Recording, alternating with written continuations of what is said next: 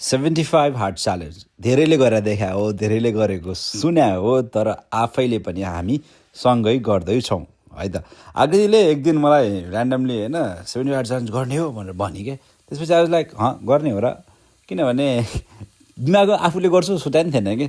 तर जिन्दगी यस्तो भइसकेको थियो कि यहाँको क्यानाडामा होइन, यस्तो जाडोमा सिजनल डिप्रेसन जस्तो भएर होइन, काम जाने घर आउने सोफामा पल्टिने, अनहेल्दी खाने, जङ्क खाने होइन, ब्लोटेड हुने, त्यस्तो खालको लाइफ भइरहेको थियो। अनि त्यो लाइफमा चाहिँ 75 हार्ड वाज रियली निडेड, किनभने यसमा चाहिँ 10 पेज किताब पढ्नुपर्ने, 45 मिनट वर्कआउट गर्नुपर्ने इन्डोर, अनि 45 मिनट वाक गर्नुपर्ने होइन, यस्तो यस्तो कुराहरू रहेछ। अनि अब 75 डेजसम्म यही काम कन्टिन्युसली गर्नु पऱ्यो होइन। अब बोरिङ पनि होला, तर पनि गर्नु चाहिँ पऱ्यो।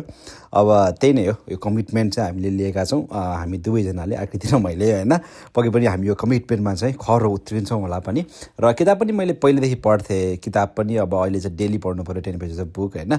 सरप्राइज र रुम फर एरर भन्ने च्याप्टर साइकोलोजी अफ मनीको मैले पढेँ। अनि त्यसपछि अर्को कुरा चाहिँ यो फोटो पनि हाल्नुपर्ने अरे क्या लास्टमा। अनि तपाईँहरूलाई मैले फोटो पनि हालिदिएको छु मेरो पुग्लुक्क पेट आएको होइन, यो पेटलाई घटाउनु पर्ने छ, त्यही भएर म गर्दैछु।